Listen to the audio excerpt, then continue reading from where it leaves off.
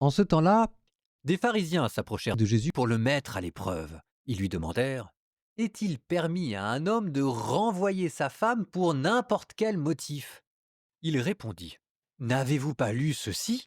Dès le commencement, le Créateur les fit, hommes et femmes, et dit: À cause de cela, l'homme quittera son père et sa mère, il s'attachera à sa femme, et tous deux deviendront une seule chair.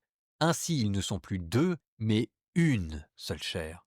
Donc, ce que Dieu a uni, que l'homme ne le sépare pas. Les pharisiens lui répliquent: Pourquoi donc Moïse a-t-il prescrit la remise d'un acte de divorce avant la répudiation? Jésus leur répond: C'est en raison de la dureté de votre cœur que Moïse vous a permis de renvoyer vos femmes. Mais au commencement, il n'en était pas ainsi.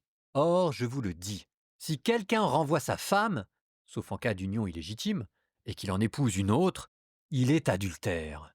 Ses disciples lui disent: Si telle est la situation de l'homme par rapport à sa femme, mieux vaut ne pas se marier. Il leur répondit: Tous ne comprennent pas cette parole, mais seulement ceux à qui cela est donné. Il y a des gens qui ne se marient pas, car de naissance ils en sont incapables. Il y en a qui ne peuvent pas se marier, car ils ont été mutilés par les hommes. Il y en a qui ont choisi de ne pas se marier, à cause du royaume des cieux. Celui qui peut comprendre, qu'il comprenne.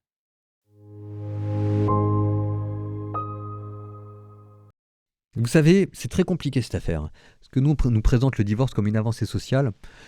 Moi, ce que je vois concrètement, c'est quand même des milliers, des milliers, des milliers de femmes qui, solitaires, se débrouillent en tirant le diable par la queue pour à la fois travailler dans la journée et le soir nourrir et éduquer leur enfant. Il y a beaucoup de misère et à cause du divorce. C'est très très compliqué cette affaire, c'est très très compliqué. On se gardera bien d'avoir une réponse trop facile. Ce que je note, c'est que quand Jésus interdisait le divorce, c'était aussi pour protéger les femmes.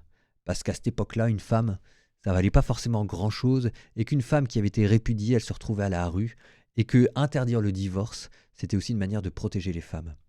C'est très compliqué parce qu'en vous disant ça, on a l'impression que ce que je vous dis est un peu sexiste, comme si jamais il fallait à tout prix permettre aux femmes d'avoir une protection. Mais là où c'est compliqué, je vous dis, et j'ai pas de solution, mais c'est juste, cet évangile, c'est juste pour redire que je suis conscient de la difficulté de beaucoup d'entre vous. C'est quand je vois tous les malheurs, tout ce qu'on appelle les mamans solo.